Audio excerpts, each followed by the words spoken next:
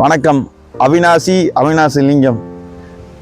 களைக்கொல்லிகளை விவசாயிகள் பயன்படுத்திட்டு இருக்கிறீங்க.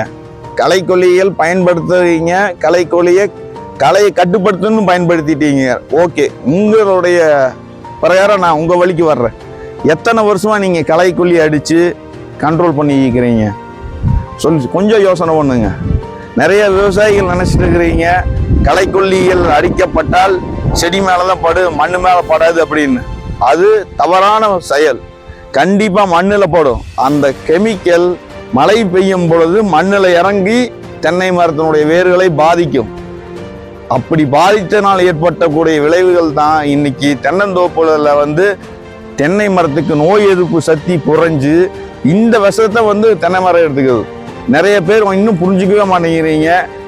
அடுத்தபடியாக பார்த்தீங்கன்னா தென்னை மரத்தில் உழவு ஓட்டுதல் என்பது மேலாப்பில் உழவு ஓட்டுறதுங்கிறது ஒட்டுகிற, அதாவது சனப்பு தக்கப்பூண்டு சும்மா ஒரு 2 இன்ச்சு 3 இன்ச்சு அந்தளவுக்கு ஓட்டினீங்கன்னா பரவாயில்ல.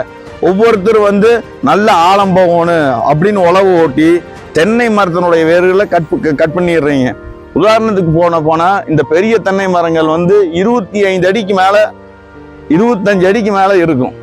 அந்த 25 அடிக்கு மேலே இருக்கிறப்போ நீங்கள் தென்னை மரத்துக்கு பக்கத்தாலே உழவு ஓட்டினீங்கன்னா வேர்கள் அடிபடுமா வடிபடாதா? வேர்கள் அடிபட்டால் இதுக்கு இருக்கிற சத்து இருக்கு. உழவு ஓட்டாம இருந்தீங்கன்னா இந்த தென்னை மரத்தோட வேர் 25 அடி போகிறப்போ தென்னை மரத்துல இப்படி இருக்குங்களா, எல்லா திசையிலும் படர்ந்து இருக்கு.